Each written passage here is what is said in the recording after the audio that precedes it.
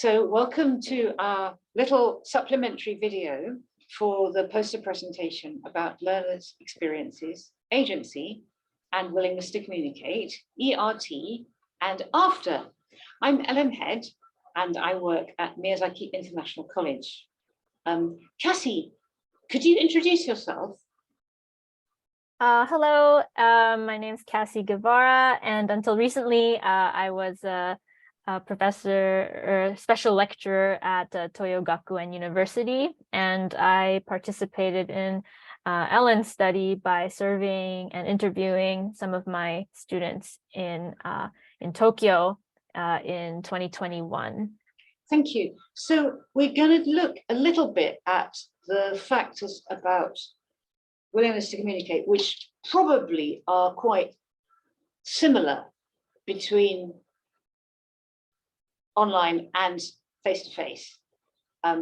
Things like interlocutor, that's the main thing that Cassie's focusing on. And I'm going to talk about the updated story because I've re-interviewed just a couple of my students. I'm still in progress with that. So here's our timeline. The project started at Miyazaki International College in 2020 because we were trying to understand. First of all, actually, we found that students were not terribly willing to communicate in the face-to-face classes. So Stephanie Lim and I were already planning to try to find out about willingness to communicate. And then suddenly we were online. So we decided to try and compare how they would feel in terms of willingness if they were in a Zoom class or in a face-to-face class. And Cassie joined. Do you want to talk about how we first kind of met and started to collaborate? First of all, it's interesting that you said that you found that they were not willing to communicate face-to-face at first. So that makes our results really interesting to me. So basically, we met through Online Teaching Japan, which is a Facebook group, and Ellen had posted about her, asking if anyone wanted to participate in her research about WTC. And as someone who did not have that much experience with research, I messaged her and I asked if I could be part of the project somehow, even though we're in totally different places in Japan. So it's been pretty fun to collaborate with someone who's, so far away, but that's the beauty of the internet, I guess. So you surveyed about 49 students, and they were doing various different classes, but they were mostly online for the fall of 2021. But actually my students were back to face-to-face partially in the fall. They were only online for the spring of 2021. So I've got lots of interesting statistical information, but it's hard to make a really clean comparison. So we're doing a kind of qualitative look this time. Let's look briefly at the McIntyre, Clement, Dornier, and Knowles model of willingness to communicate. And what we hypothesize is that in layer 3, this kind of part about the state communicative self-confidence, being in an online class for the first time really could damage somebody's or kind of limit somebody's state communicative self-confidence because the situation was just so unfamiliar. People were confused about what to do. And so as they got used to the technology, their willingness to communicate would kind of come back up. And being able and being willing would be almost the same. And statistically, actually, we found that in the first year, they were sometimes able to communicate, but not willing. And perhaps that's because they were preoccupied with the various worries about the pandemic situation. And we've got emotions coming in to those different layers. One of the things which they talked about in the interviews that we did was the fact that their interlocutor was quite significant. So if they were talking to a friend, it was easy to talk online. And so we followed up by asking about shuffling partners. And some of the very highly motivated students said they liked to shuffle partners because they learned more that way. Cassie, would you like to talk about that for a moment?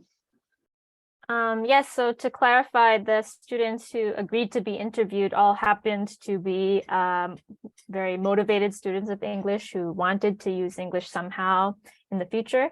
So that might, influence their answers. But most of my students said that they did like to shuffle partners, so that, yes, as you mentioned, they could meet new people and hear new opinions and think about things that they had never even considered before.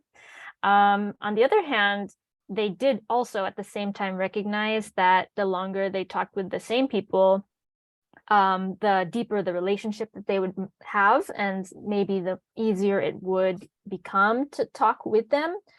So some students said that maybe for one unit of a class, they would like to have the same partners and then switch for every new unit. And also someone who is very, generous in thinking about their classmates said that switching partners was good in case there were students in the class who did not have any friends or didn't have any good friends. So switching groups would make sure that those people also had, classmates to talk with. I was very impressed by the amount of thinking for others and emotional intelligence about the situation, which some of those students showed in the interviews. I mean, they are remarkable people who are not minding to come forward and give their information, but that fits with what you said, that they're certainly thinking about not only their own role, but also about being like a facilitator for their classmates, which I think feeds into the idea of learner agency. Learner agency is when students try to shape the environment to make their goals easier to realize. And so they're being agentive, not only for themselves, but also for their classmates. Here are some of the results from the free comments, which we had in 2021.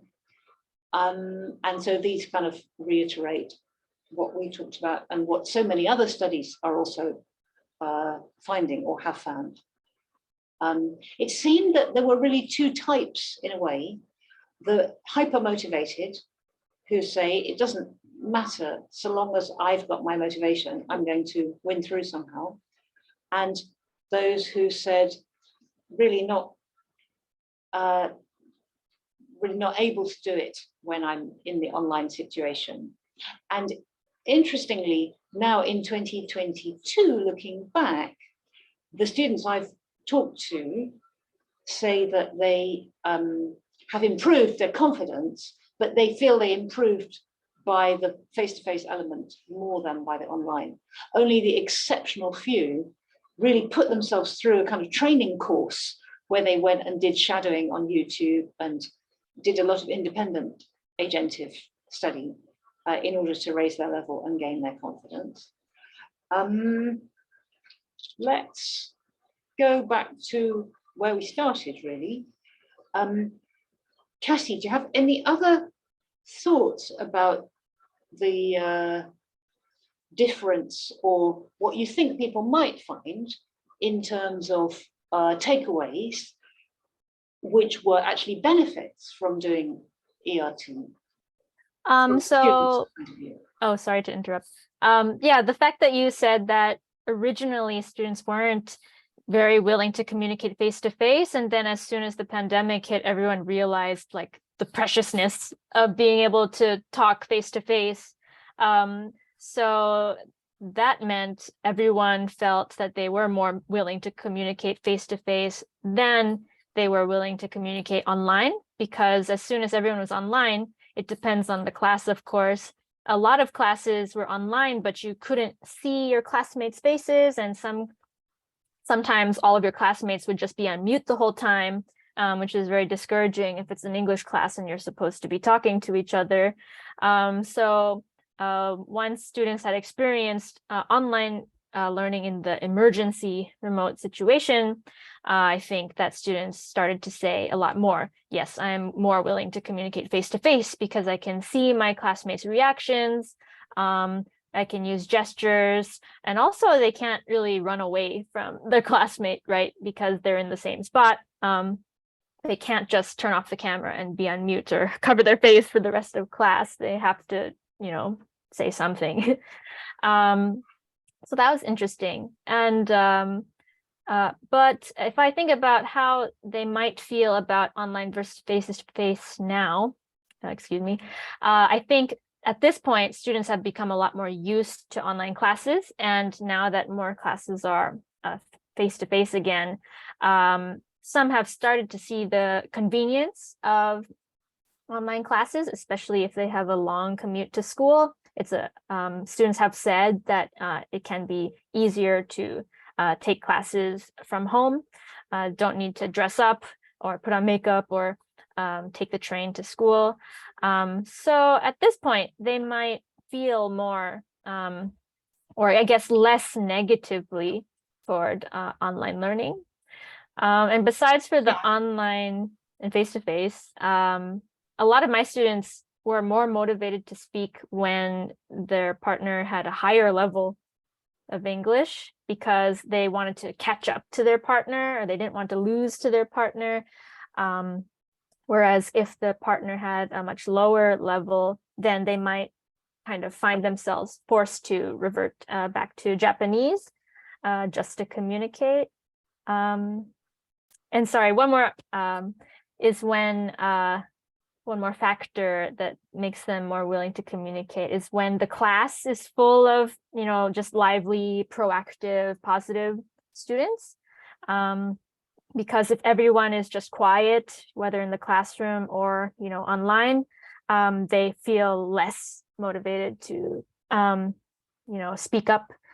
So if everyone else is talking and smiling and laughing or, reacting online, they felt more motivated to communicate. So those are some of the main things that I found through the surveys and interviews. It's reminded me, one of our students took part in a kind of elite selected course at St. John University in York.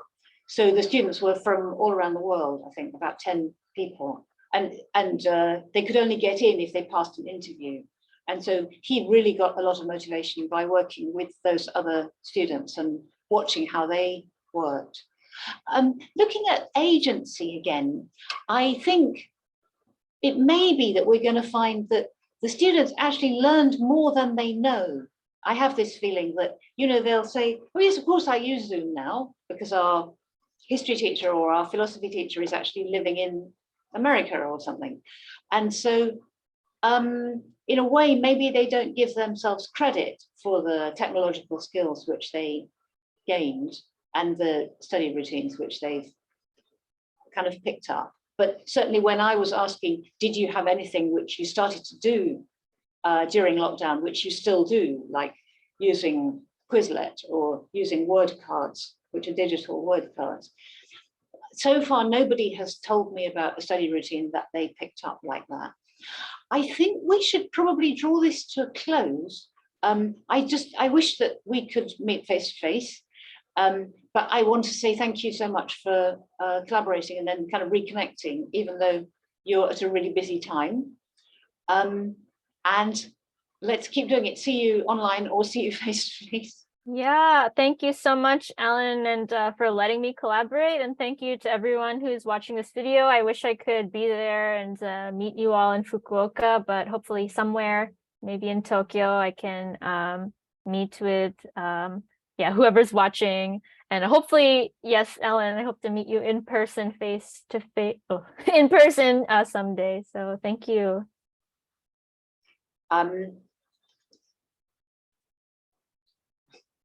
Where's the button? Where's the button? I can't find the stop button. Okay, it's saying all day. Okay.